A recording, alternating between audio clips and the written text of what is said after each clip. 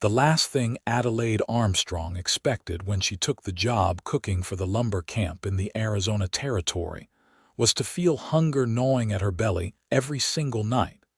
But that was exactly what happened in the summer of 1878. She stood over the cast iron stove in the cook's shack, sweat dripping down her temples despite the evening hour, stirring a massive pot of venison stew that would feed 30 men. The aroma made her stomach clench painfully, but she knew better than to serve herself a proper portion. There were always exactly 30 bowls to fill, and if she took more than the bits that clung to the sides of the pot or the burnt pieces from the bottom, someone would go hungry. Adelaide had learned early in life that her own needs came last, a lesson her stepmother had beaten into her both literally and figuratively from the age of 8, until she finally escaped at 18, 2 years ago now. The lumber camp sat 5 miles outside of Mineral Park, a rough mining town in the Surbat Mountains of Arizona Territory. The trees here were sparse compared to the great forests back east, but there was enough pine and juniper to keep the operation running, providing timber for the mines and the growing settlements. Adelaide had answered an advertisement for a camp cook, desperate for any work that would take her far from Missouri and the stepfamily, who had treated her like an unpaid servant. She ladled stew into the tin bowls lined up on the long serving counter, making sure each portion was generous and even. The men would be trudging in any moment now, exhausted from a day of felling trees and hauling logs in the brutal Arizona heat. They deserved a good meal, and Adelaide took pride in her cooking, even if she rarely enjoyed the fruits of her labor. The door banged open and the lumberjacks flooded in, a tide of flannel shirts, suspenders, and dirt-stained faces. They jostled for position at the counter, grabbing bowls and hunks of bread, barely glancing at her except to grunt their thanks. Adelaide kept her eyes down, ladling and serving, invisible as always. She had just served the last man when the door opened again. Adelaide looked up and her breath caught in her throat. The man who entered had to duck his head to clear the door frame. He stood well over 6 feet tall, with shoulders so broad they seemed to fill the entire entrance. His hair was dark brown and fell past his shoulders, tied back with a leather cord, though several strands had escaped to frame a face that was all hard angles and tanned skin. But it was his eyes that held her frozen, pale blue like a winter sky, startling against his sun-darkened complexion.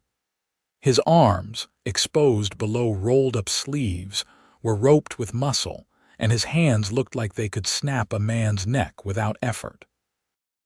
Adelaide realized she was staring and quickly looked away, heat flooding her cheeks that had nothing to do with the stove. "You are the new cook," the man said. His voice was deep, with a slight accent she could not quite place. Not quite American, but not quite anything else either. "Yes, sir," Adelaide said quietly, twisting her apron in her hands. "I am Adelaide Armstrong. I started 3 weeks ago." 3 weeks, he repeated, those pale eyes studying her with an intensity that made her want to squirm.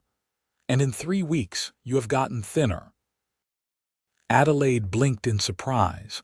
No one ever noticed her, let alone paid enough attention to comment on her appearance. "I am fine, sir. Just adjusting to the heat, I suppose." The man walked closer, moving with a grace surprising for someone so large. He stopped at the counter and looked at the empty pot, then at the bowls on the drying rack, counting silently. His jaw tightened. "You feed 30 men. There are 30 bowls. Where is your bowl, Adelaide Armstrong?" "I eat after," she said quickly, which was not quite a lie. She did eat after, just not very much. "I prefer it that way." Those pale blue eyes studied her for a long moment, and Adelaide had the uncomfortable feeling that he could see right through her thin excuse. Finally, he nodded slowly. "I am Wyatt Keller. I have been up in the high country for 2 weeks, scouting new timber stands. I will be staying in camp now for the rest of the season. Welcome back, Mr. Keller, Adelaide said, trying to sound professional despite the way her heart was hammering. I am afraid there is no more stew, but I can make you something else if you are hungry. There is always stew left for the cook, Wyatt said flatly. Unless the cook does not eat. Before Adelaide could protest, he walked past the counter into the kitchen area. She heard him rummaging, and then he returned with the pot, looking at the thin layer of watery liquid and vegetables stuck to the bottom. His expression darkened like a thundercloud. This is what you eat, scraps. Adelaide wrapped her arms around her middle defensively. It is fine. I am not that hungry anyway. It was such an obvious lie that Wyatt did not even bother to address it. Instead, he set the pot down and walked to the door, calling out to someone. A moment later, one of the lumberjacks appeared, looking nervous. Yeah, Wyatt. Tomorrow, Adelaide cooks for 31, Wyatt said in a tone that brooked no argument. You will tell the other men. If anyone complains about smaller portions, they can take it up with me. Understood? The lumberjack glanced at Adelaide with surprise, then back at Wyatt and nodded quickly. Understood, I will spread the word. After the man left, Wyatt turned back to Adelaide. Tonight you will eat a proper meal. Come. I cannot just leave the kitchen. There is cleaning to do, and I have to prepare the bread dough for tomorrow, and it will wait 1 hour, Wyatt interrupted. He was already walking toward the door. Come. Adelaide found herself following before she consciously decided to move, drawn by the quiet authority in his voice. She had spent so much of her life following orders that it felt almost natural, except this order was different. This order was for her benefit, not someone else's. Wyatt led her across the compound to a small cabin set apart from the bunkhouses. Smoke curled from the chimney despite the warm evening, and Adelaide could smell something savory cooking. This is your cabin? She asked as he opened the door. Yes. I do not stay in the bunkhouses with the other men. I need solitude after being around people all day. He gestured for her to enter. Adelaide hesitated. It was not proper for a woman to enter a man's cabin alone, but then again, very little about her life had been proper. And the smell coming from inside was making her stomach growl audibly.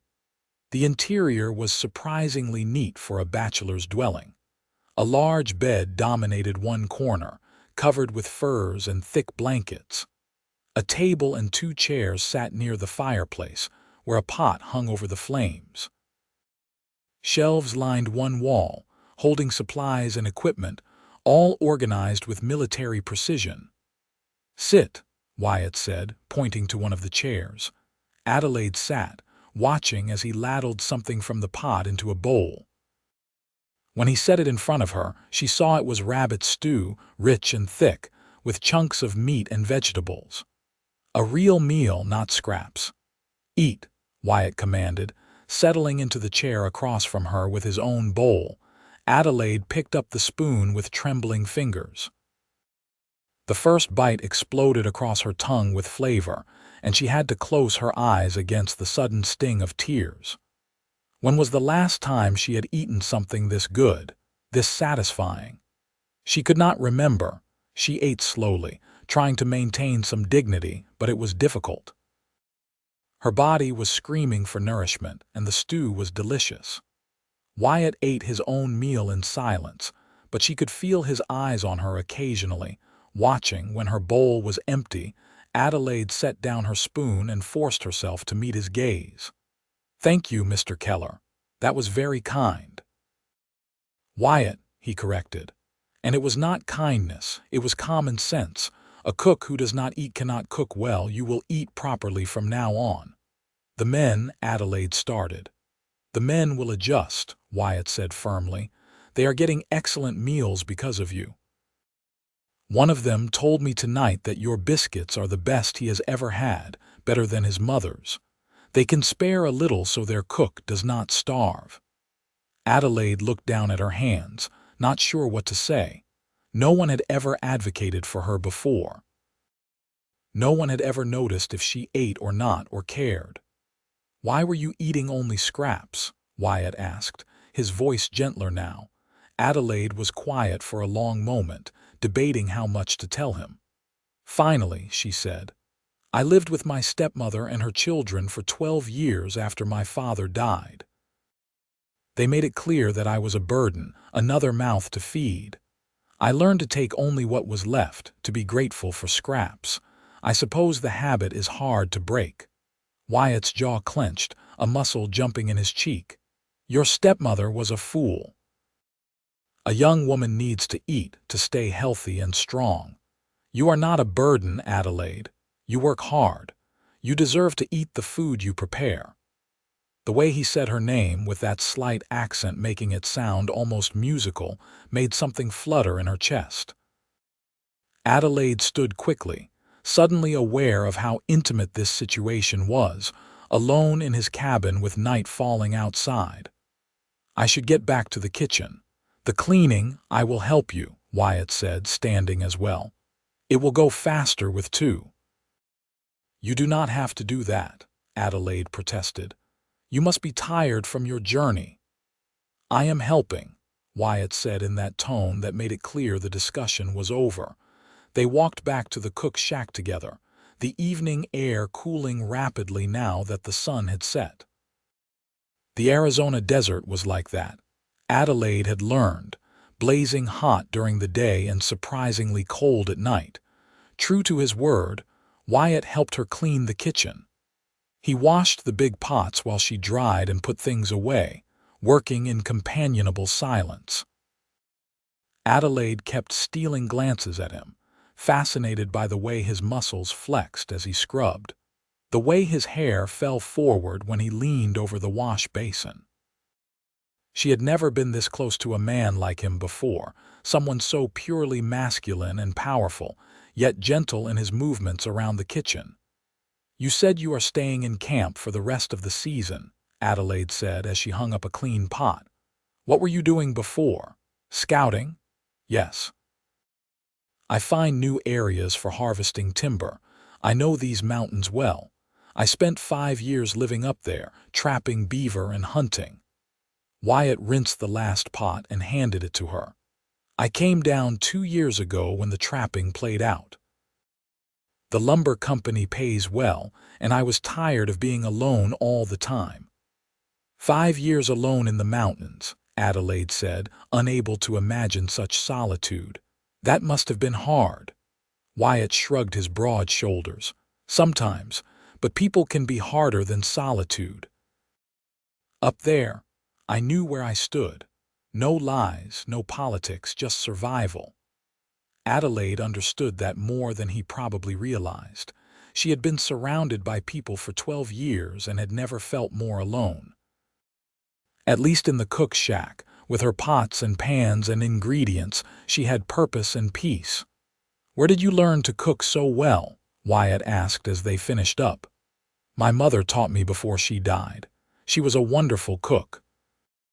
After that, my stepmother made sure I knew how to prepare every meal for the household, though I was rarely allowed to enjoy them."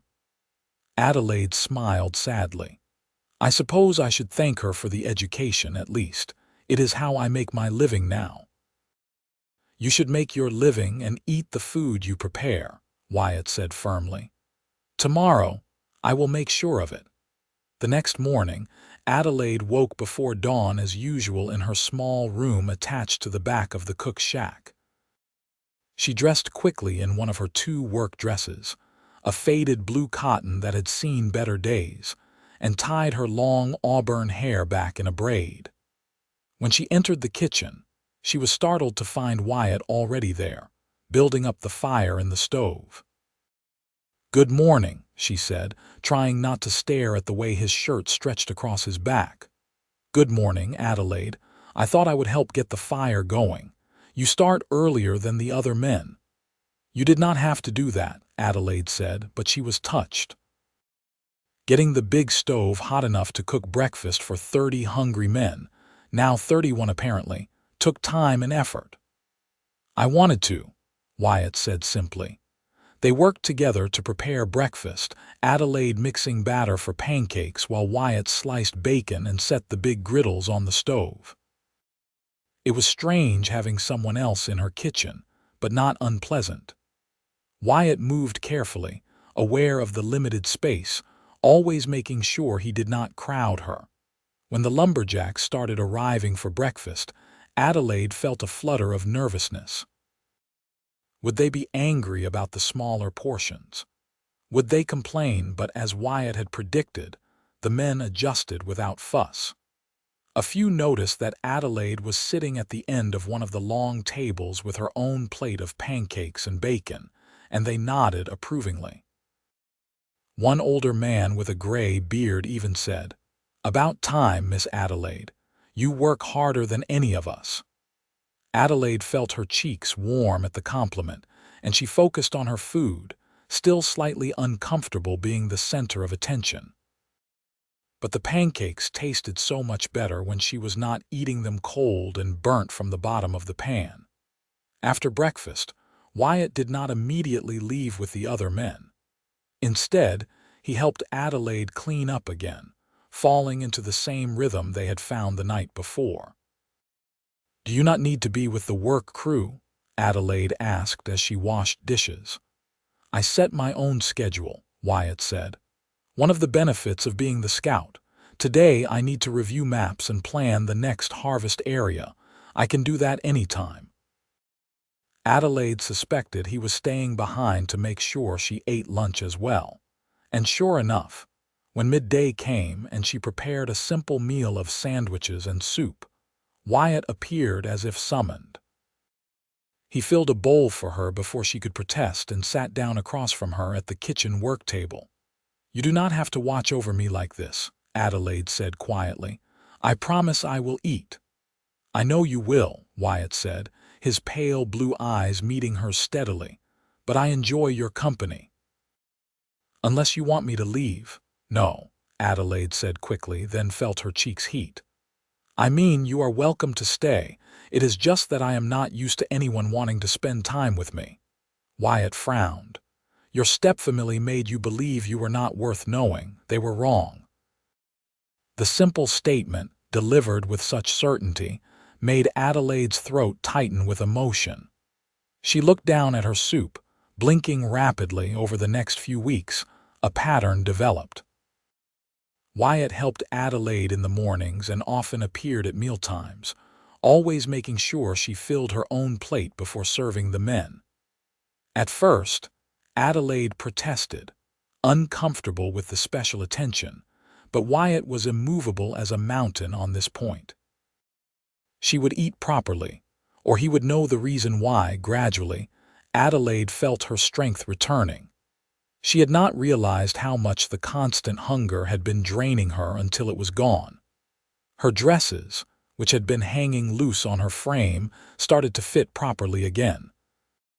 She had more energy, could think more clearly, and even found herself humming while she worked. But it was not just the food that was changing her. It was Wyatt's presence, his quiet attention, the way he listened when she talked as if her words mattered. Adelaide found herself looking forward to seeing him each day, her heart lifting when he walked through the door. One evening in late August, after the dinner dishes were done, Wyatt asked, "Would you like to take a walk? It is cooler now and the stars are coming out." Adelaide hesitated, then nodded. She removed her apron and followed him outside into the gathering dusk. They walked away from the camp, up a slight rise that gave a view of the surrounding mountains. "I have been thinking," Wyatt said as they stood side by side, watching the sky deepen to purple. "The lumber season will end in November when the weather turns. Most of the men will move on to other jobs or go into town for the winter. What will you do?" Adelaide had been trying not to think about that. "I suppose I will look for other work. Maybe a restaurant in Mineral Park will need a cook." Wyatt was quiet for a moment, then said, "You could stay with me." Adelaide's breath caught. "Stay with you? I have a cabin about 10 miles from here, up in the mountains. I stay there during the winter, trap some, hunt live quiet. You could stay there. I would take care of you, make sure you are safe and warm and have plenty to eat. Wyatt, I cannot just move into your cabin, Adelaide said, her heart pounding. That would not be proper. People would talk. Then marry me, Wyatt said, turning to face her fully. Marry me, Adelaide. Stay with me not just for the winter, but always. Adelaide stared at him, unable to believe what she was hearing. You want to marry me? But why? You barely know me. I know you work hard. I know you are kind and strong and have survived things that would have broken other people. I know that when you smile, which is not often enough, it makes me want to do whatever it takes to see it again. Wyatt reached out and gently cupped her face with one large, calloused hand. I know that I think about you every moment, and when I am not with you, I am finding excuses to be with you. That is enough for me.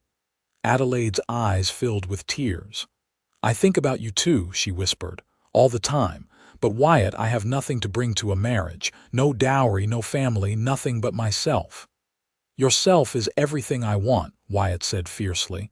I do not need money or connections. I need someone who understands what it is like to be alone, who values the simple things like good food and honest work. I need you, Adelaide. I need you too, Adelaide said, and it was true. Somewhere in these past weeks, Wyatt had become essential to her, like air or water. Yes, I will marry you. Wyatt smiled, the first real smile she had seen from him, and it transformed his face from handsome to breathtaking. Then he lowered his head and kissed her, gentle and careful as if she were something precious. Adelaide had never been kissed before, and the sensation was overwhelming. She felt cherished, wanted, desired in a way she had never experienced. When they finally pulled apart, she was breathless and clinging to his shoulders for support. We will go to Mineral Park this Saturday, Wyatt said, resting his forehead against hers. We will find a preacher and be married properly. Then you will never have to worry about having enough to eat or having a place to stay. I will always take care of you. And I will take care of you, Adelaide promised. I will cook for you and keep your home and stand by your side through whatever comes. They stood there on the hill as the stars came out, holding each other, and Adelaide felt something she had not felt since her mother died 16 years ago. She felt like she was home. The next few days passed in a blur of preparation and excitement. Adelaide told the camp foreman that she would be leaving at the end of the season, and while he was disappointed to lose such a good cook, he congratulated her on her upcoming marriage. The lumberjacks, once they heard the news, threw an impromptu celebration one evening, with someone producing a fiddle and another man a harmonica. They played music and danced, and Wyatt swept Adelaide around the clearing in front of the cook's shack, both of them laughing. On Saturday morning, Wyatt hitched up a wagon and helped Adelaide into the seat. She wore her best dress, a green cotton that her mother had made years ago and that Adelaide had carefully maintained. It was a bit old-fashioned now, but it was clean and pressed, and Wyatt told her she looked beautiful.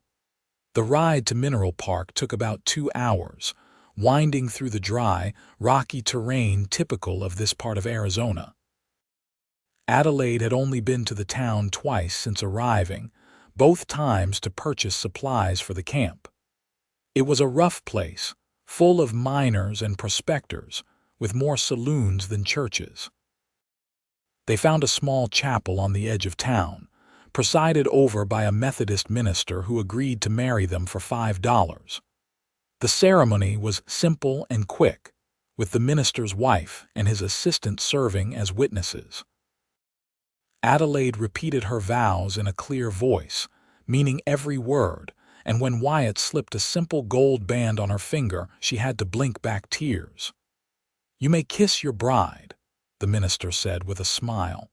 Wyatt did thoroughly, until the minister cleared his throat in amusement. After the ceremony, Wyatt took Adelaide to the general store and told her to pick out fabric for new dresses.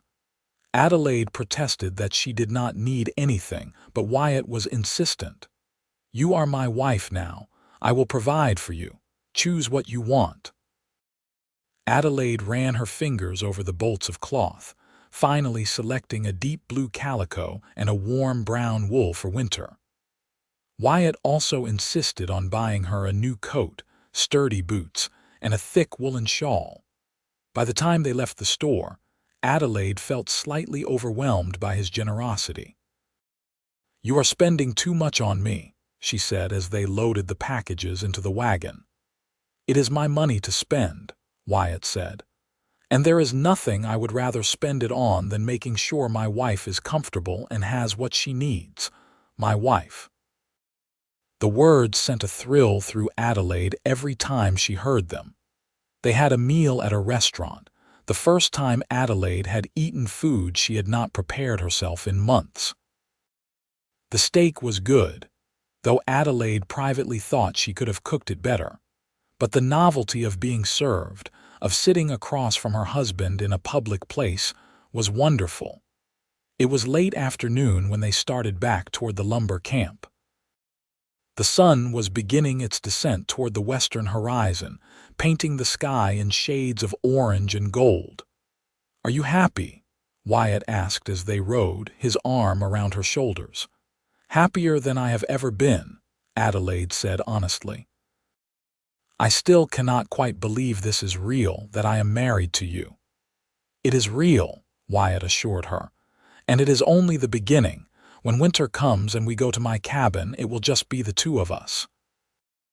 I will show you all the beautiful places in the mountains, and we will build our life together." Adelaide leaned against his solid warmth, feeling safe and cherished. "Tell me about your cabin. It is not large, but it is well built." "I constructed it myself 5 years ago when I first came to the mountains. One main room with a fireplace, a sleeping loft above, and a small lean-to for storage. There is a stream nearby for water, and the hunting is good. It can be isolated, especially when the snow gets deep, but there is a beauty to that isolation, a peace." "It sounds wonderful," Adelaide said, and it did. After years of being surrounded by people who did not care about her, the idea of a quiet cabin with just Wyatt sounded like paradise. When they arrived back at camp, it was nearly dark. Wyatt drove the wagon directly to his cabin rather than the cook's shack.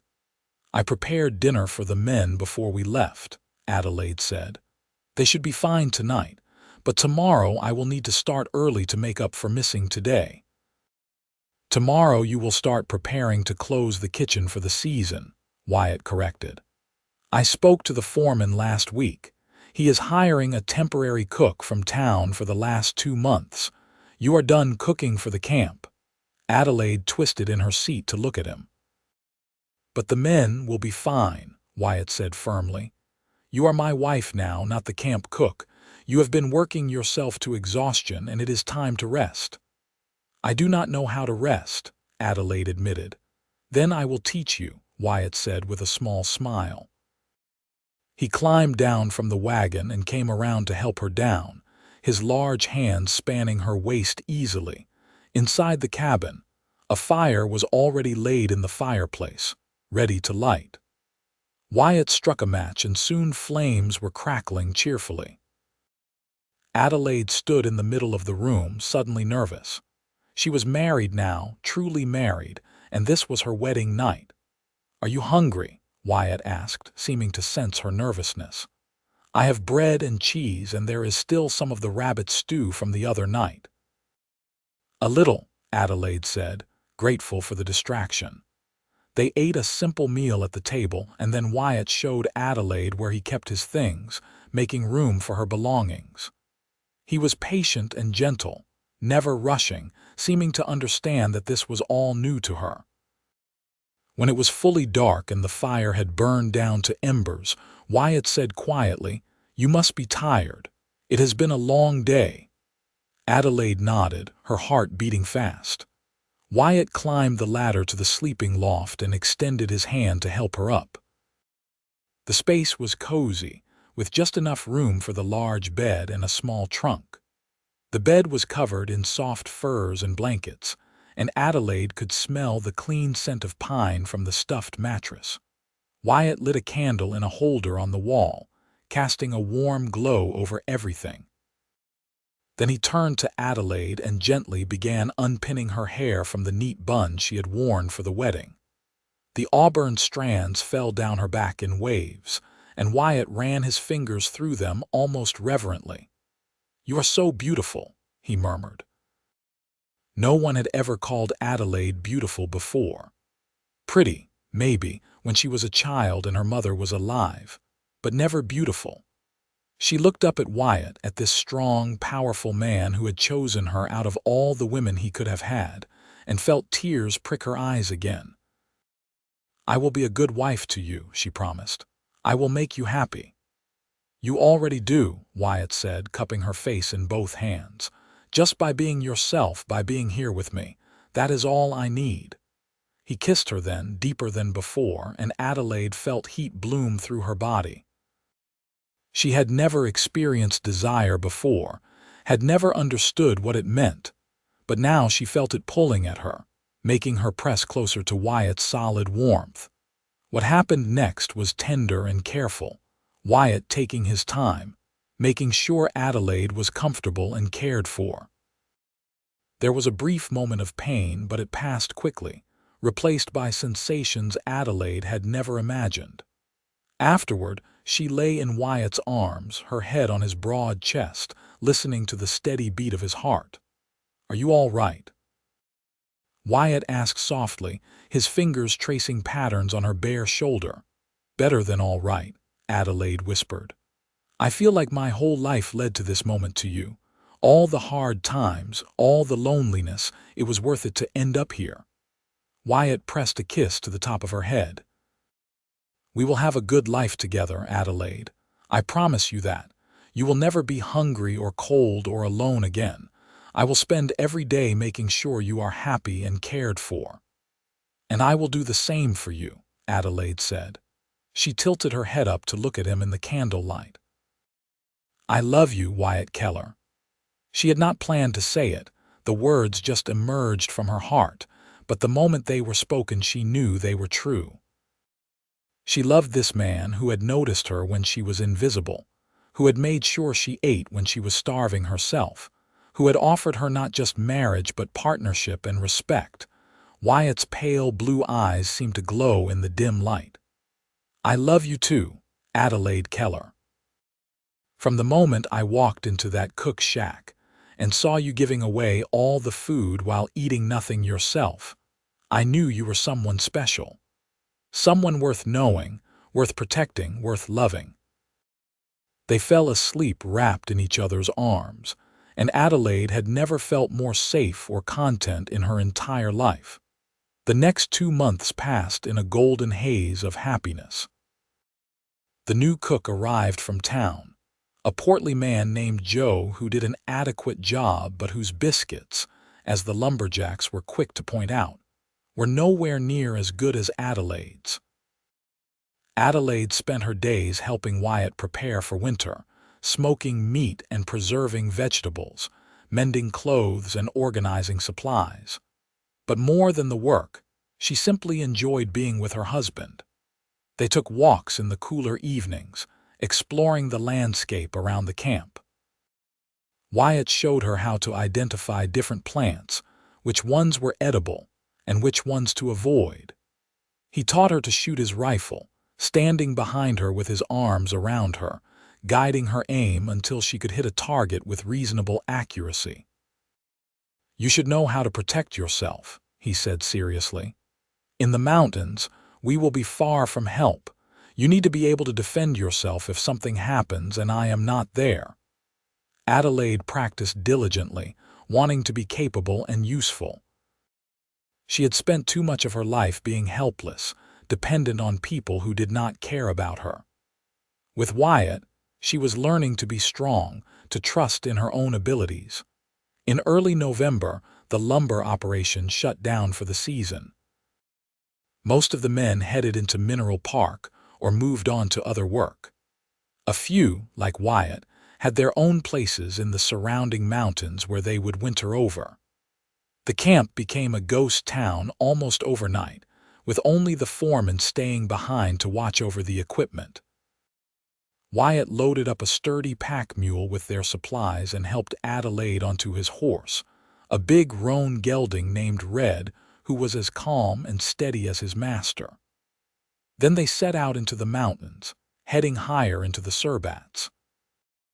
The journey took the better part of a day, following narrow trails that wound through pine forests and across rocky slopes. Adelaide clung to Wyatt's waist, amazed at the stark beauty of the landscape. She had never been this far into the wilderness before, and while it was slightly intimidating, she also felt a strange sense of freedom. Up here, there were no expectations, no people judging her, just the mountains and sky and the man she loved. They reached the cabin in late afternoon.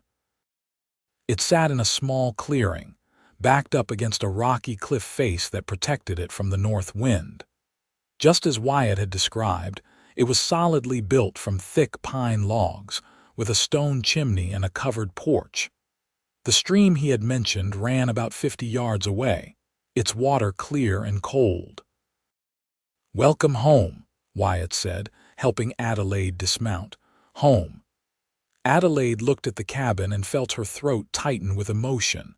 She had not had a real home since her mother died. The house she had lived in with her stepfamily had been a prison, not a home. But this place, this rough cabin in the middle of the wilderness, felt like home because Wyatt was here. Over the next few days, they settled into the cabin. Wyatt had left it well stocked with firewood, and he spent time making sure everything was secure and weather-tight.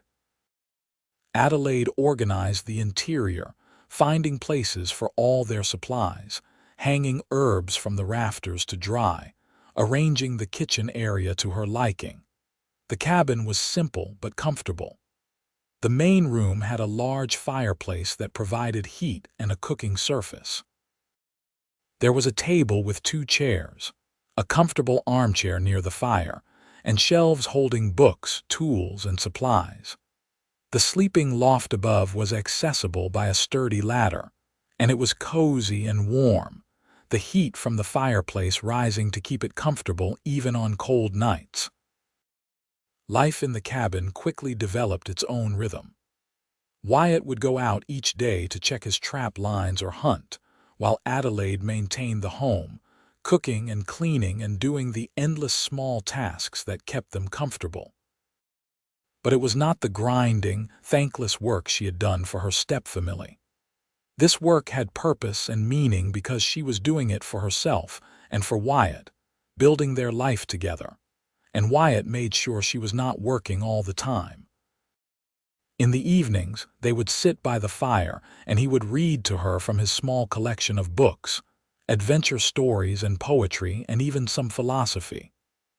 Or they would simply talk, sharing stories from their pasts, their hopes for the future, their thoughts on everything and nothing.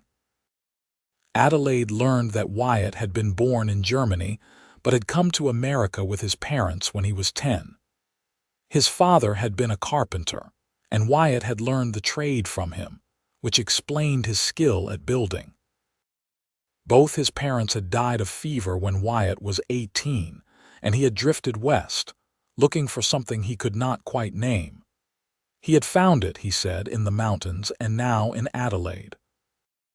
Adelaide shared her own story more fully, talking about her mother and the happy childhood that had ended too soon, about her father's remarriage and how quickly everything had changed. She talked about the years of being treated like a servant, about finally having the courage to leave, about the fear and hope she had felt coming west alone. "You are very brave," Wyatt said one night as they lay in bed, snow falling softly outside the cabin windows. "Braver than you realize." To survive what you survived and still have kindness in your heart, to still be willing to trust and love, that takes real courage. I did not feel brave, Adelaide admitted. I felt scared most of the time. Courage is not the absence of fear, Wyatt said. It is doing what needs to be done despite the fear. You are one of the strongest people I know, Adelaide. Winter in the mountains was both harder and easier than Adelaide expected. The snow came in November and did not stop until spring, piling up in deep drifts that made travel difficult. They were truly isolated, cut off from the rest of the world, seeing no other human beings for months. But Adelaide did not mind. She had Wyatt, and that was enough. More than enough. They fell into a comfortable partnership, working together to maintain their little homestead, taking care of each other.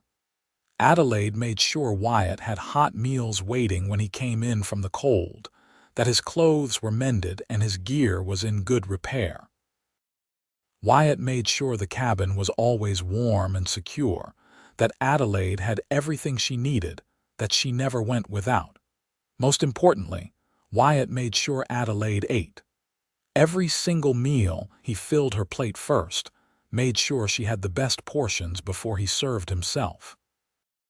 It became a ritual between them, this act of care and provision, and it touched Adelaide deeply every time. She had spent so long at the bottom of the priority list, taking only what was left after everyone else had been satisfied. Now she was first, always first, in Wyatt's considerations. "You are spoiling me," she said one evening as Wyatt handed her a plate piled high with venison stew and fresh biscuits. "Good," Wyatt said simply, settling into his own chair with his meal. "You deserve to be spoiled." "I am getting fat," Adelaide teased, though it was not quite true. She had filled out to a healthy weight, no longer the too thin woman Wyatt had first met, but she was far from fat. "You are beautiful," Wyatt corrected, his pale blue eyes serious. "Strong and healthy and exactly as you should be. I like seeing you with color in your cheeks and energy in your step. I like knowing that you are well fed and cared for." Adelaide felt warmth spread through her chest that had nothing to do with the fire or the food. "I like caring for you too. I like cooking for you and seeing you enjoy the meals. I like mending your shirt and knowing you will be warm. I like that we take care of each other." "That is what marriage should be," Wyatt said. "Partnership, taking care of each other, building something together that is stronger than what either person could build alone." As winter deepened, Adelaide discovered she was pregnant. She noticed first that her monthly bleeding did not come, and then the morning sickness started. She said nothing to Wyatt for the first few weeks, wanting to be sure, but eventually he noticed that she was eating saltines before getting out of bed and that certain smells made her turn green. "Adelaide," he said one morning, watching her nibble a cracker before attempting to stand. "Are you with child?" Adelaide nodded, suddenly nervous. They had not talked about children, and she did not know how Wyatt would feel about becoming a father so soon. "I think so. I am almost certain." A slow smile spread across Wyatt's face, transforming his usually serious expression into one of pure joy. "A baby. We are going to have a baby." "Yes," Adelaide said, her own smile breaking through. "Probably sometime in early summer." Wyatt pulled her into his arms, careful not to squeeze too tight. "This is wonderful news. The best news. We are going to be parents, Adelaide." From that moment on, if Wyatt had been protective before, he became doubly so now. He insisted Adelaide rest more, do less heavy work. He took over even more of the chores, despite Adelaide's protests that she was pregnant, not an invalid. "I am not taking any chances," Wyatt said firmly. "You are carrying our child. You will rest and eat and stay healthy, and I will do whatever is necessary to make sure that happens." Adelaide would have been annoyed at being coddled if it had not been so clear that Wyatt's concern came from love, not from a desire to control her. He was not trying to make her weak or dependent. He was trying to protect something precious, and Adelaide could not fault him for that. As her belly grew, Adelaide found herself marveling at the changes in her body. She was creating life, growing their child. It seemed miraculous, especially after so many years of feeling like she was not quite real, not quite important. Now she was the most important thing in Wyatt's world, and she was bringing new life into being. Wyatt was endlessly fascinated by her changing shape. He would place his large hands on her belly, feeling for movement, and when the baby finally started kicking in the spring, his face lit up with wonder. "That is our child," he would say, amazed every time. "Our son or daughter, alive and growing strong." Spring came late to the high country, but when it finally arrived, the world exploded into life. The snow melted, the streams swelled with runoff, and green shoots pushed up through the earth. Wyatt began making trips down to the lumber camp and into Mineral Park, restocking supplies and checking on the outside world. On one such trip, he brought back fabric for baby clothes, soft flannel and cotton that Adelaide immediately began sewing into little gowns and blankets. She was not the most skilled seamstress, but she put love into every stitch, imagining their baby wrapped in these soft garments. As summer approached and Adelaide's due date drew near, Wyatt brought her down to Mineral Park. He had arranged for them to stay in a boarding house run by a widow named Mrs. Peterson, who had experience with childbirth and could help when Adelaide's time came. Adelaide was nervous about leaving their cabin, but she understood the necessity. Mountain childbirth was dangerous, and if something went wrong, they would be too far from help. At least in Mineral Park, there was a doctor and women who knew what to do. Mrs. Peterson was a kind, motherly woman who immediately took Adelaide under her wing. She checked Adelaide over and pronounced her healthy and strong, said the baby seemed to be in a good position, and predicted an uncomplicated birth.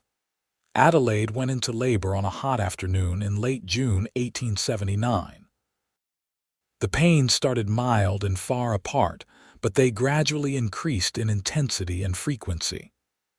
Wyatt stayed by her side through all of it, holding her hand, wiping her forehead with a cool cloth, encouraging her when she felt like she could not go on. "You are strong," he told her over and over. "You can do this. I am right here with you." After 14 hours of labor, their son was born, squalling and red-faced and absolutely perfect. Mrs. Peterson placed the baby in Adelaide's arms, and Adelaide looked down at the tiny face and felt her heart expand to a size she had not known was possible. "He is beautiful," she whispered, tears streaming down her face. "He is perfect," Wyatt agreed, his own voice rough with emotion. He reached out one large finger, and the baby immediately grasped it with a tiny fist. "Look at that grip. He is going to be strong." They named him William after Wyatt's father with the middle name James.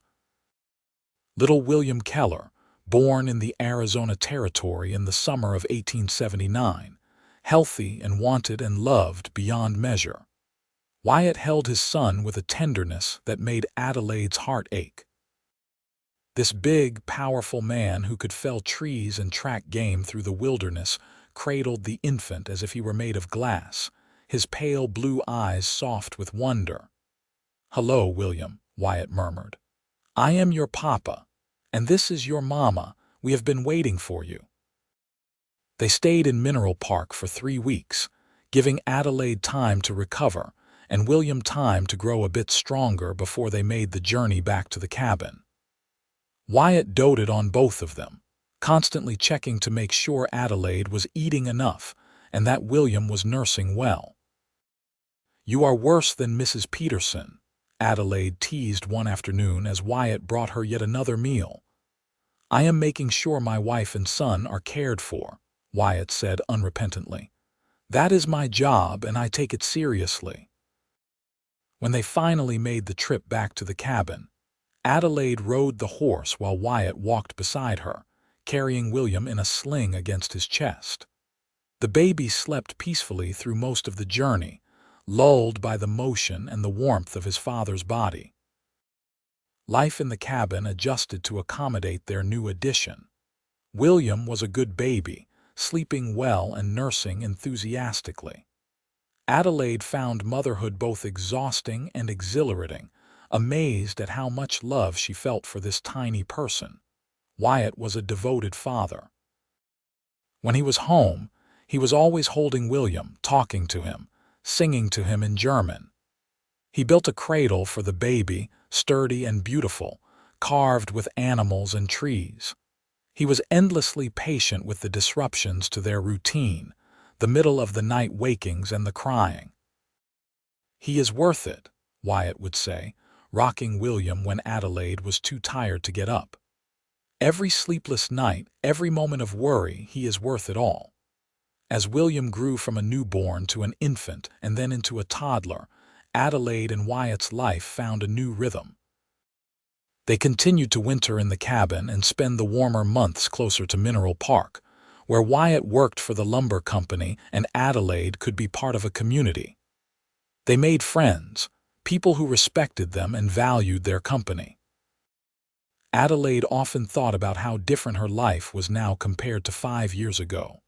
Then, she had been invisible, unwanted, eating scraps and believing she deserved nothing better. Now she was a wife and mother, well-fed and cared for, part of a loving family. The change was so dramatic, it sometimes felt like a dream, but it was real. Real as the solid warmth of Wyatt beside her at night, as the weight of William in her arms, as the food on her plate that Wyatt always made sure she had before anyone else. 2 years after William was born, Adelaide gave birth to a daughter they named Anna-Me. She had her father's pale blue eyes and her mother's auburn hair, and she was as fierce and determined as her brother was easygoing. Wyatt loved having a daughter, and he was as gentle and patient with her as he had been with William. Their family was complete, Adelaide felt. 2 healthy children, a strong marriage, a good life. She had everything she had ever wanted and more than she had ever dared to dream of. One evening when Anna was about a year old, the family sat on the porch of their cabin, watching the sun set over the mountains. William, now 3, was playing with wooden blocks Wyatt had carved for him, building elaborate towers and knocking them down with great glee. Anna sat on Adelaide's lap, chewing on a teething ring and babbling happily. "Are you happy?" Wyatt asked, the same question he had asked years ago on their way back from their wedding. "Happier than I ever thought possible," Adelaide said honestly. "When I think about where I was 5 years ago, eating scraps and believing I did not matter, and then I look at where I am now, with you and our children and this beautiful life we have built, it almost does not seem real." "It is real," Wyatt said, reaching over to take her hand. "And it is what you always deserved, Adelaide. You deserve to be loved and cherished and cared for. I am just glad I was the one who got to do it." "You saved me," Adelaide said softly.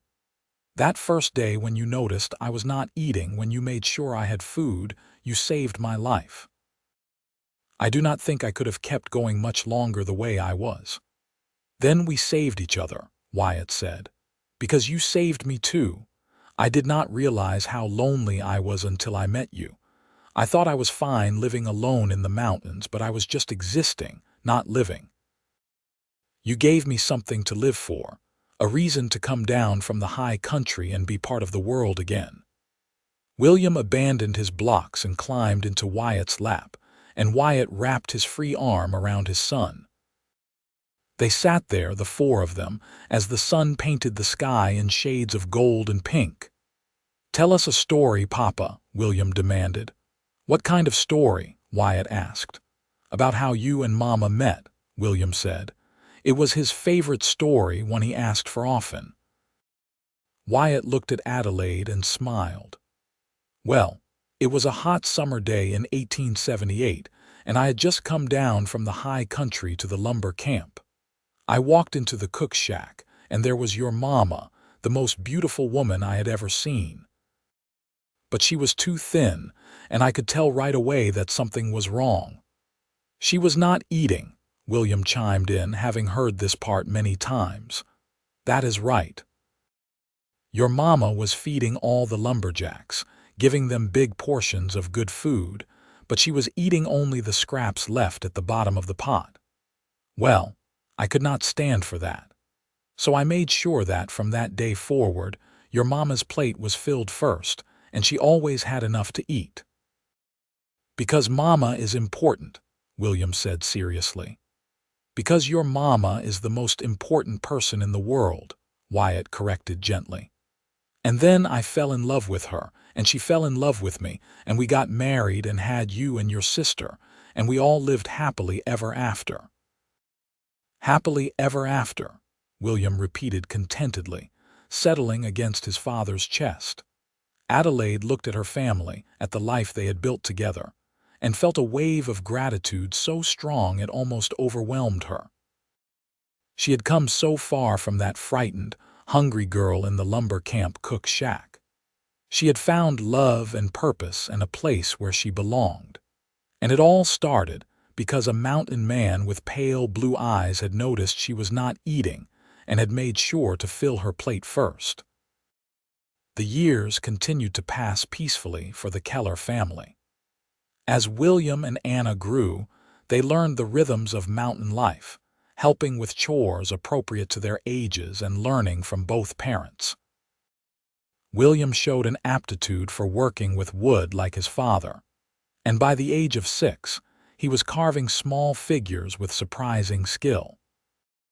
Anna, meanwhile, gravitated toward the kitchen, standing on a stool beside Adelaide and helping prepare meals, her small hands carefully kneading bread dough or stirring pots.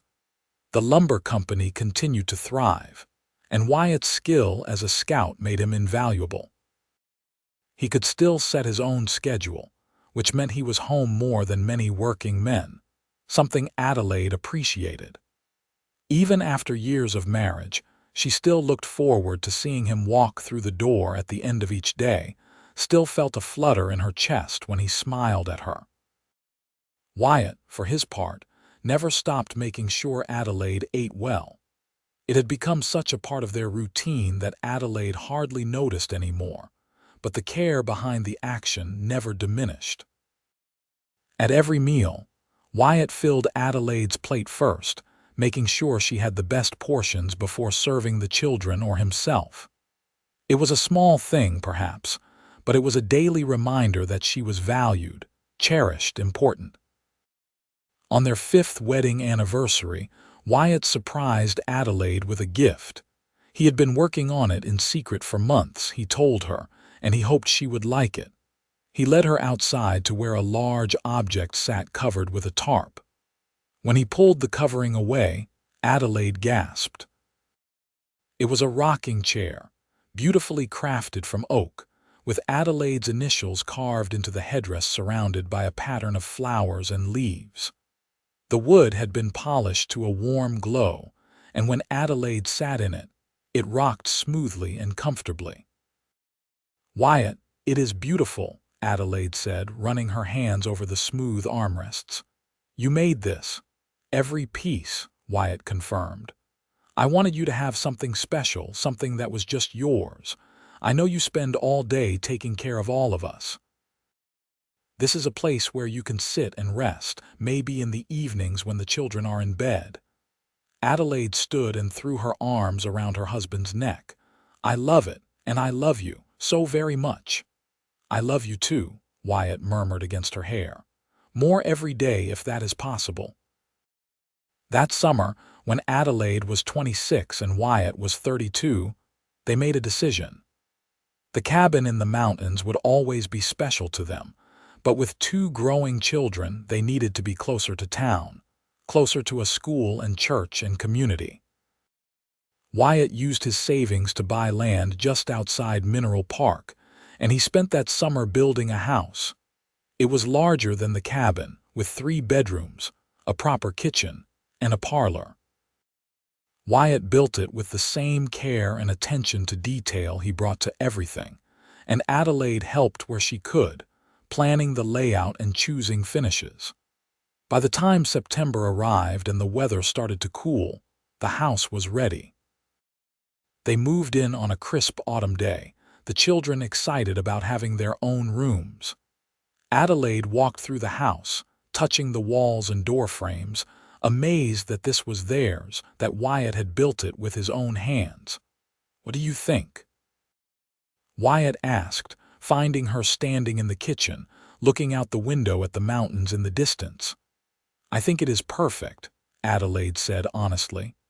"I loved the cabin, but this is a real home, a place where our children can grow up, where we can build our life." "We will keep the cabin," Wyatt said. "We can still go up there sometimes in the summer maybe. I know how much you love it there." "I love anywhere that you are," Adelaide said, turning to face him. "The cabin, this house, it does not matter. You are my home, Wyatt. You always have been." Living closer to town opened up new opportunities. William started school that fall, walking into Mineral Park each day with a lunch pail Adelaide had packed for him. He was a good student, eager to learn, and his teacher often commented on how polite and well-behaved he was.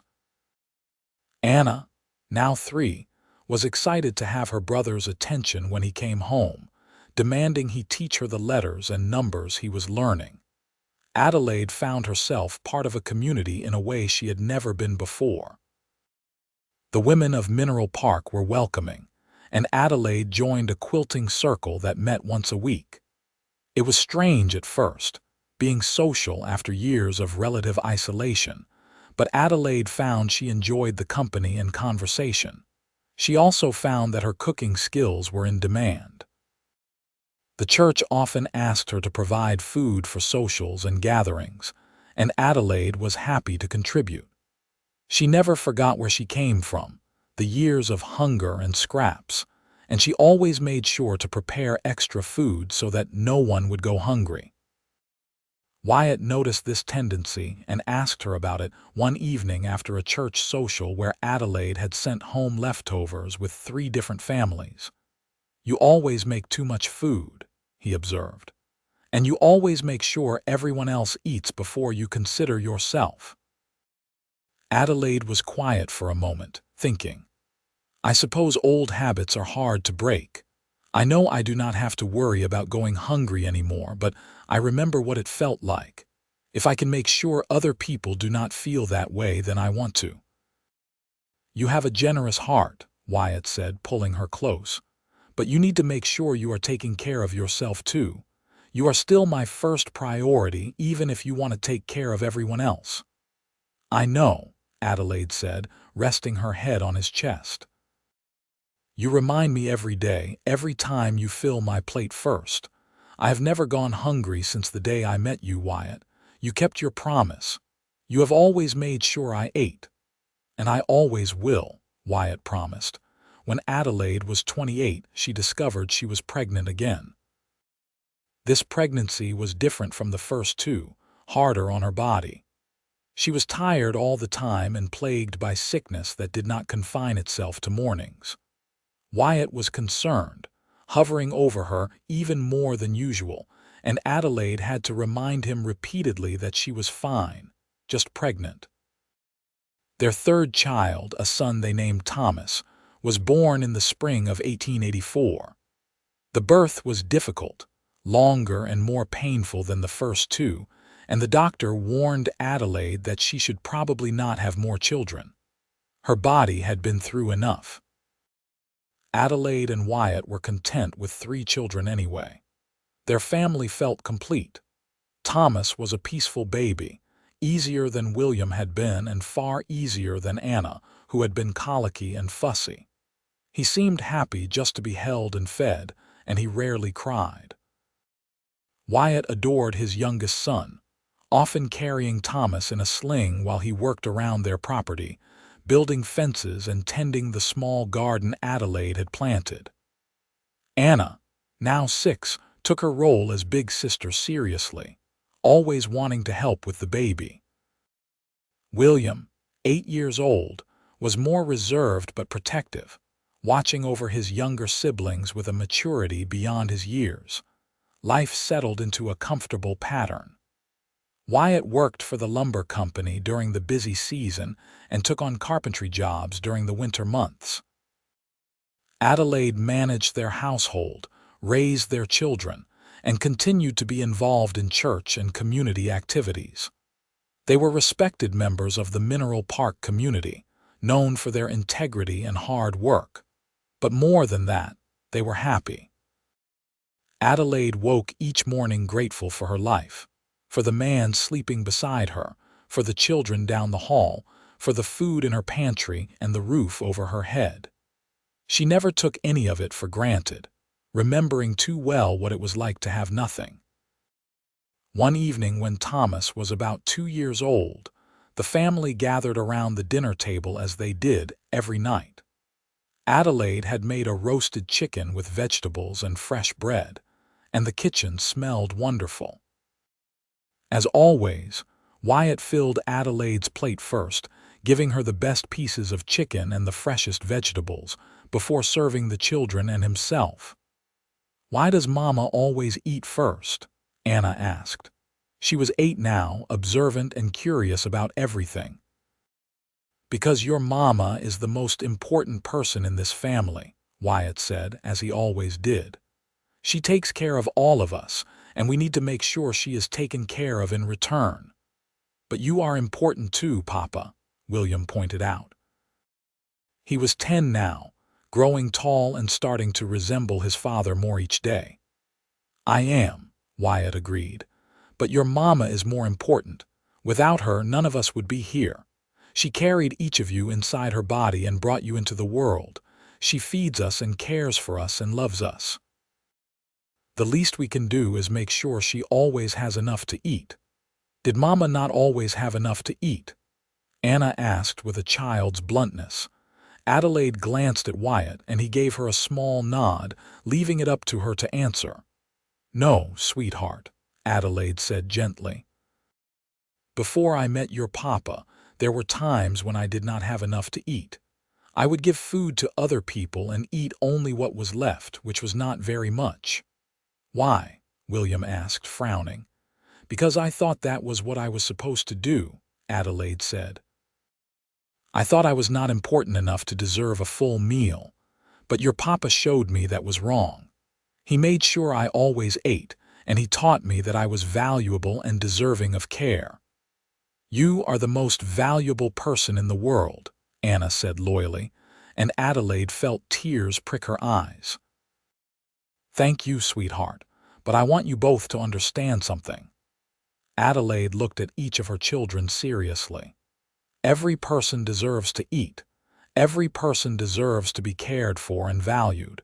You should never let anyone make you feel like you are not worth feeding, do you understand?" All 3 children nodded solemnly, even little Thomas, who probably did not understand but was copying his older siblings. "Good," Wyatt said, his voice gruff with emotion. "Now let us eat this wonderful meal your Mama prepared before it gets cold." As they ate, Adelaide looked around the table at her family. William, so serious and thoughtful, already showing signs of the good man he would become. Anna, fierce and loving with strong opinions about everything. Thomas, sweet and gentle, happy as long as he was near his family. And Wyatt, her husband, her partner, the man who had seen her when she was invisible and had loved her enough to make sure she never went hungry again. This was everything she had never known to dream of. This was home and love and belonging. This was enough. The years continued to roll by. William grew into a young man, apprenticing with his father to learn carpentry and timber scouting. He was quiet like Wyatt but shared his mother's kindness, often going out of his way to help people. Anna grew into a spirited young woman, attending the small school in Mineral Park, and showing a talent for numbers that surprised everyone. Thomas, The baby was gentle and artistic, always drawing or carving, creating beauty wherever he went. Adelaide and Wyatt grew older together, their love deepening with time rather than fading. They still went up to the cabin sometimes during the summers, just the two of them, leaving the children with friends in town. Those trips were like a second honeymoon, reminding them of their early days together, when it was just the two of them against the world. On Adelaide's 35th birthday, the family threw a party. Friends from town came, and the house was full of laughter and conversation. Adelaide looked around at all the people gathered, people who cared about her, who valued her friendship and company, and she felt overwhelmed with gratitude. That evening, after everyone had gone home and the children were in bed, Adelaide and Wyatt sat on the porch in the two rocking chairs they now had, side by side. The night was cool and clear, stars scattered across the sky like diamonds. "Happy birthday," Wyatt said, reaching over to take her hand. "Thank you," Adelaide said. "Today was wonderful." "You are wonderful," Wyatt corrected. "I am so proud of the woman you have become, Adelaide. You are strong and confident, so different from the scared girl I met in that lumber camp." "I am only that woman because of you," Adelaide said. "You gave me the space and safety to grow to become who I was always meant to be. You never tried to keep me small or weak. You wanted me to be strong." "I wanted you to know your own worth," Wyatt said. "That is all." "You always had strength and value, Adelaide. I just made sure you could see it." They sat in comfortable silence for a while, just being together. Finally, Adelaide said, "Do you ever regret it? Marrying me, I mean." "You could have had someone with money or education, someone who came from a better family." Wyatt turned to look at her, his pale blue eyes serious in the moonlight. "I have never regretted it for even a moment. You are the best thing that ever happened to me, Adelaide Keller. You gave me a home, a family, a purpose. You gave me love. I would not trade that for all the money or education in the world." "I love you so much," Adelaide whispered. "I love you too," Wyatt said. "Always and forever." They sat together until the night grew late and cold, then went inside to their warm bed, still holding hands. As Adelaide drifted off to sleep that night, safe and warm beside her husband, she thought about the journey that had brought her here. From that starving girl eating scraps in a lumber camp to this woman with a full life and a heart overflowing with love. The transformation was almost miraculous. But it all came down to one simple act of kindness, repeated over and over again. A mountain man who noticed she was hungry and made sure she ate, who filled her plate first and taught her that she was valuable and deserving of care. That was the foundation of everything else, the bedrock their entire life was built on. Care and attention, and the simple act of making sure the people you loved were fed and safe and valued. Adelaide made sure to pass that lesson on to her children, and they in turn would pass it on to theirs. The legacy of Wyatt filling Adelaide's plate first would ripple forward through generations, a reminder that love was often found in simple, everyday acts of care. And Adelaide, the woman who had once thought she was only worthy of scraps, would spend the rest of her days knowing she was cherished and valued, first in her husband's heart and first at their table. Always.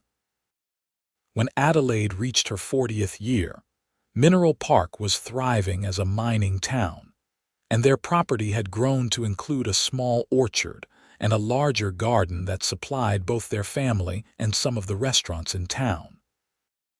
William, now 18, had become Wyatt's full partner in the lumber business, and they were often gone together for days at a time, scouting timber in the mountains.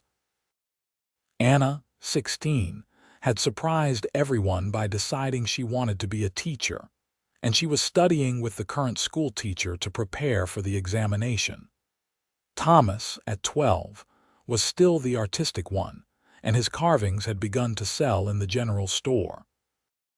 Adelaide's life was full and busy, but she loved every moment. She had found her calling not just in caring for her own family, but in caring for her community. She organized food drives for families going through hard times, remembering all too well what it was like to be hungry and desperate. She taught cooking classes for young women preparing to marry, passing on the skills her mother had taught her so long ago. And through it all, Wyatt was by her side, her rock and her partner. He still filled her plate first at every meal, still made sure she was cared for before anyone else.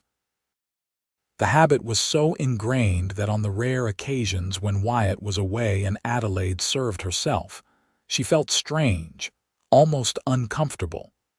She had learned to accept care and love, to believe she deserved it. One autumn evening, after a particularly satisfying day where Adelaide had helped organize a successful church fundraiser, she and Wyatt sat on their porch as they often did. The children were inside doing homework and chores, and for a moment, it was just the two of them. "I was thinking today about how my life might have gone if I had never met you," Adelaide said quietly. "If you had not walked into that cook shack that day." "Do not think about that," Wyatt said, squeezing her hand. "It did not happen that way." "I know," Adelaide said. "But I cannot help wondering sometimes. I was so thin, so weak. I do not think I could have lasted much longer, and even if I had survived physically, I would have been so empty inside. I had accepted that I was worthless, that I did not deserve anything better." "You were never worthless," Wyatt said fiercely. "Never. You were a diamond buried in dirt, Adelaide. All I did was help you see your own value." "You did more than that," Adelaide insisted. "You saved my life, Wyatt, in every way a person can be saved. You fed me when I was starving. You loved me when I thought I was unlovable. You built a home with me and gave me children and a life worth living." Wyatt pulled her close, wrapping his arm around her shoulders. "And you saved me right back. I was alone and did not even realize how lonely I was. I thought I was fine living in isolation, but I was just hiding from life. You brought me back into the world, Adelaide. You gave me reasons to hope and dream and build a future." They sat together as the sun set, painting the Arizona sky in brilliant shades of orange and purple. After a long, comfortable silence, Adelaide said, "I want to do something. I have been thinking about it for a while, and I think now is the time." "What is it?" Wyatt asked. "I want to start a soup kitchen in town," Adelaide said. "A place where people who are hungry can come and get a good meal, no questions asked. I know what it is like to be hungry, Wyatt. I never want anyone else to feel that way if I can help it." Wyatt was quiet for a moment, considering. Then he nodded. "It is a good idea. A kind idea, very much like you. What do you need to make it happen?" "A building, supplies, volunteers," Adelaide listed. "The church might let us use their basement, and I can recruit some of the other women to help cook and serve." "Then let us make it happen," Wyatt said. "I will help with whatever you need." Over the next few months, Adelaide threw herself into making her vision a reality. The church agreed to let her use the basement 3 afternoons a week, and several women from town volunteered to help.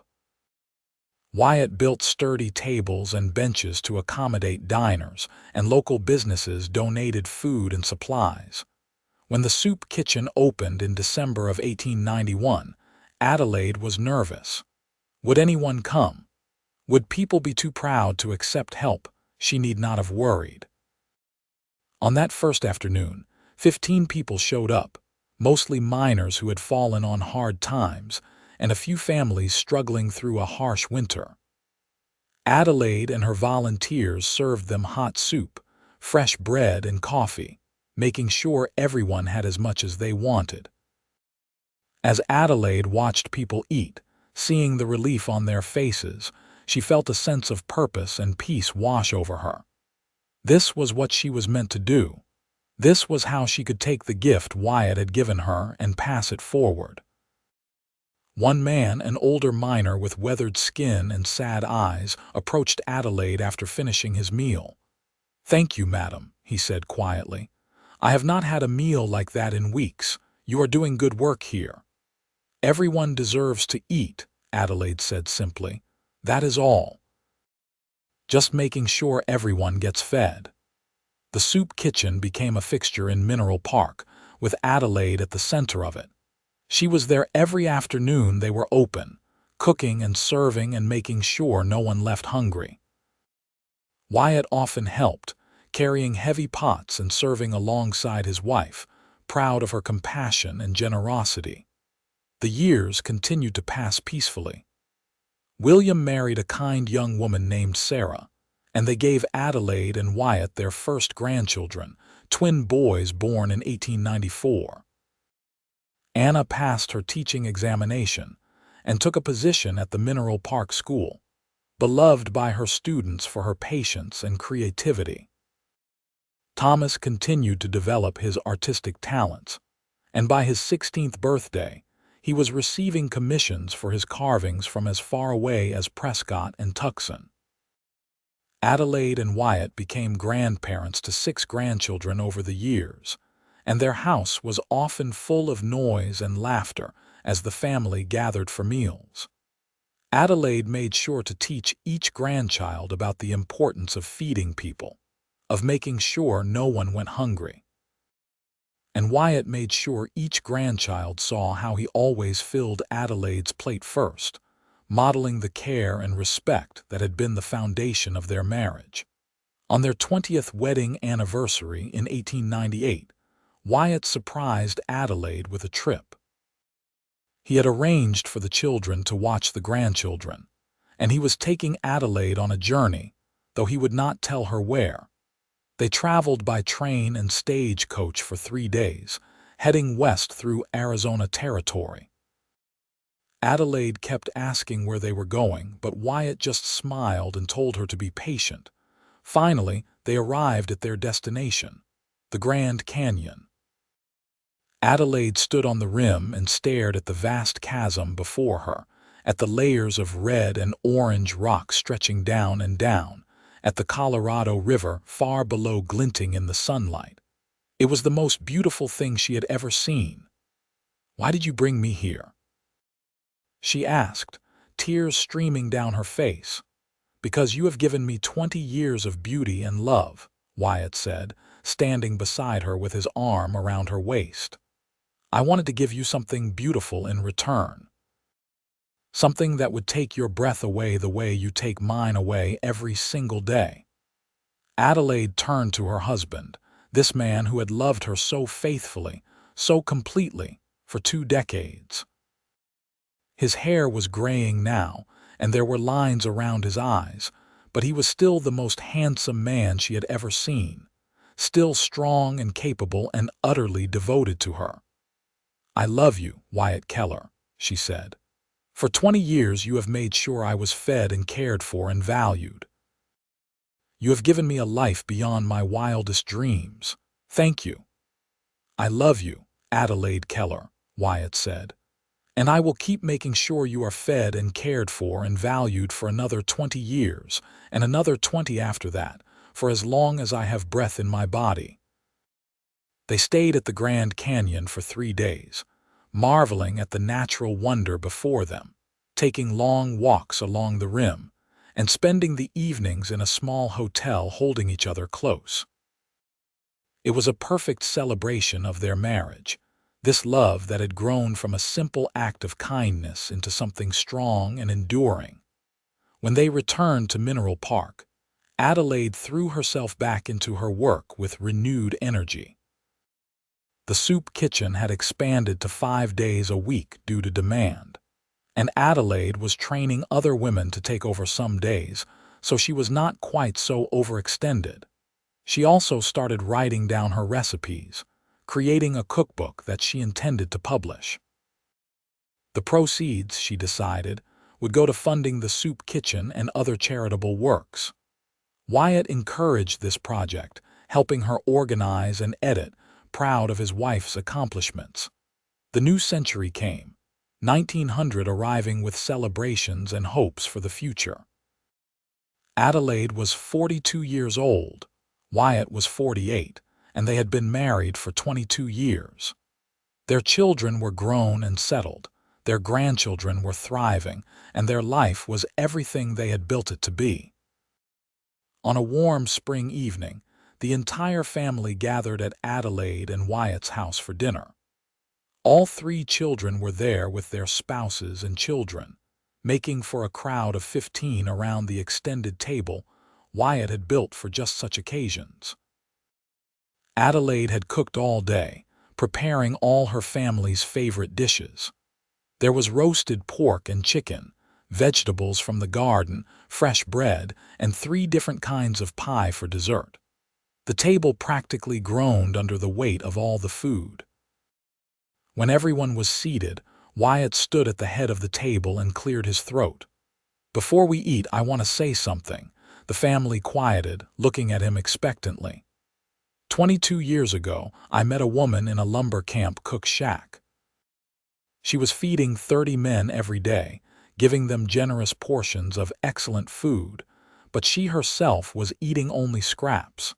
She was starving herself because she believed she did not deserve better. Wyatt's voice was strong and clear, and his eyes found Adelaide at the other end of the table. I could not stand to see that, so I made sure from that day forward that her plate was filled first, that she ate before anyone else, that she knew she was valuable and deserving of care. Adelaide felt tears welling up as she listened to her husband speak. "That woman became my wife," Wyatt continued.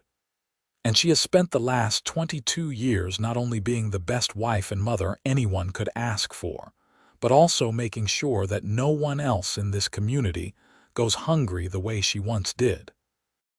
She feeds people, literally and figuratively, every single day." Wyatt raised his glass.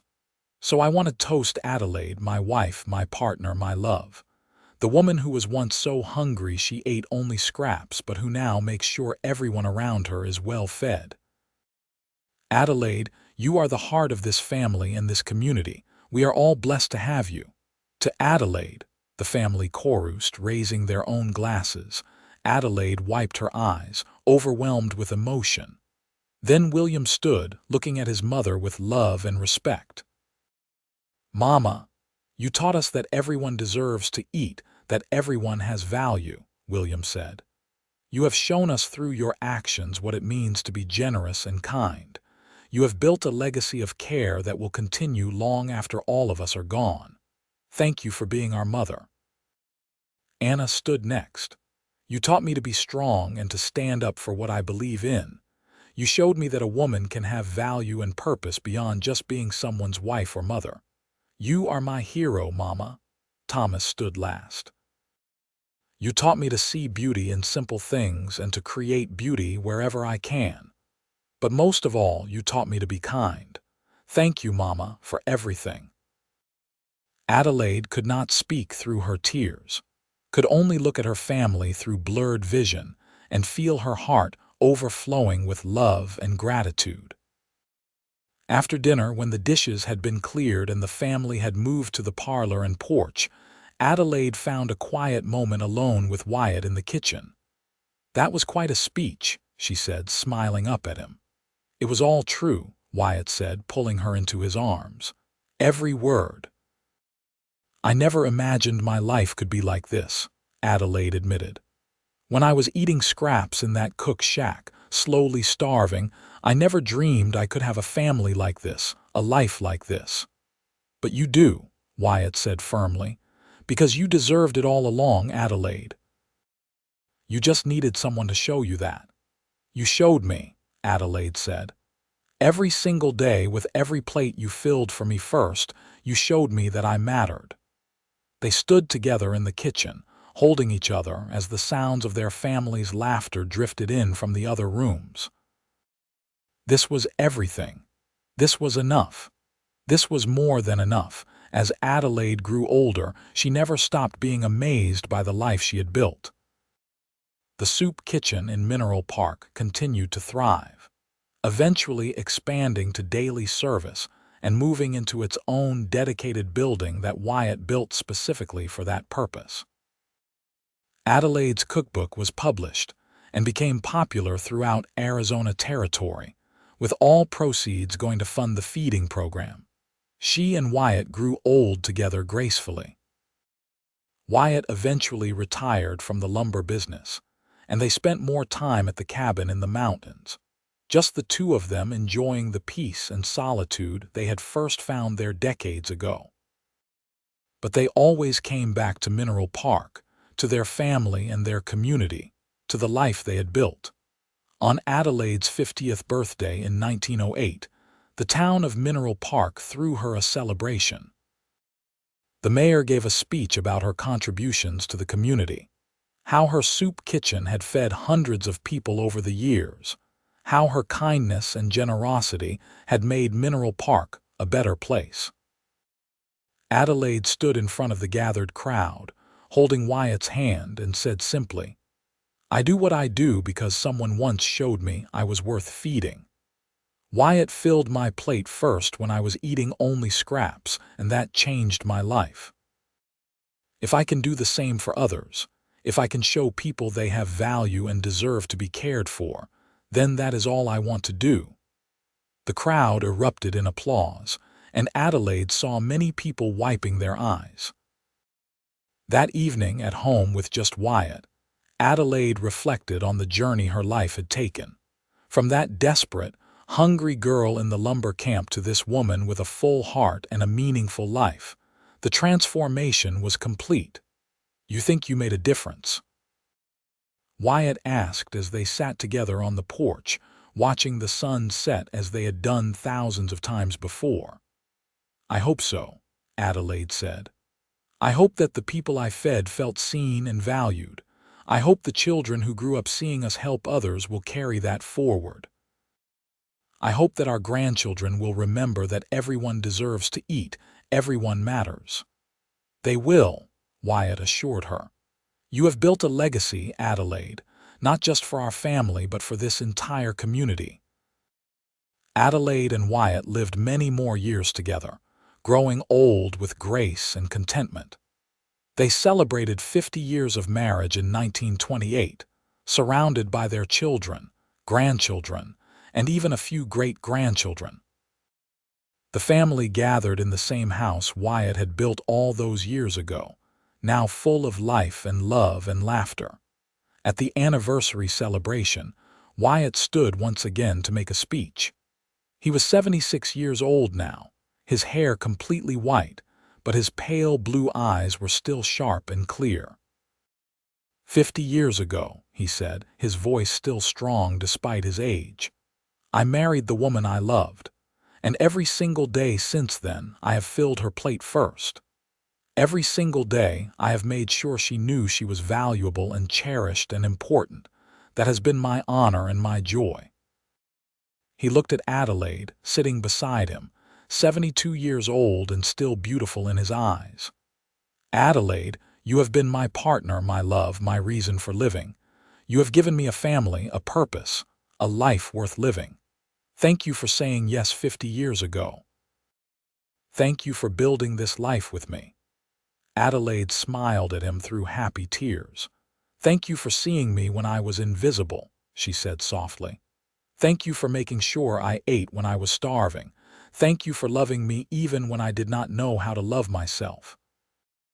You saved my life, Wyatt, in every way that matters." They kissed to thunderous applause from their family, 50 years of love and partnership clear for everyone to see. Adelaide lived to be 78 years old, passing peacefully in her sleep in 1936 with Wyatt holding her hand. She had lived a full, rich life, had loved deeply and been loved in return, had made a real difference in the world around her.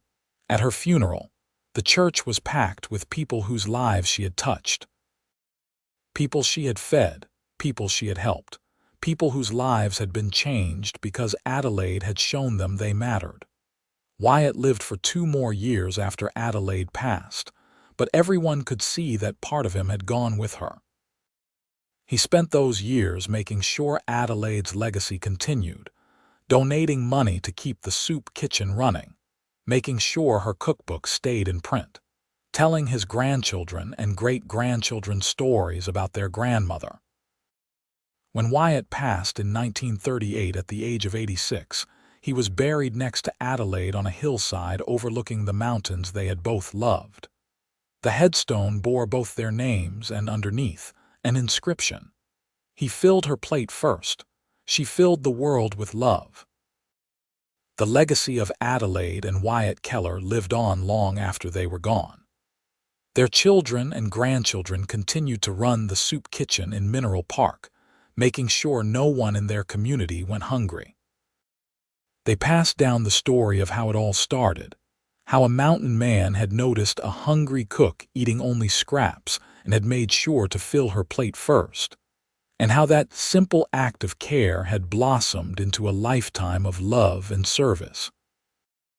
The lesson they taught continued through the generations. Everyone deserves to eat. Everyone has value. Everyone matters. And sometimes the most profound change can come from the simplest act of kindness, repeated day after day, until it becomes not just a habit but a way of life. Adelaide had been the cook who ate only scraps. Wyatt had been the mountain man who filled her plate first and made sure she ate. Together, they had built something beautiful and lasting, a love story that started with hunger and ended with fulfillment, not just of bodies but of hearts and souls. And in the end, that was everything.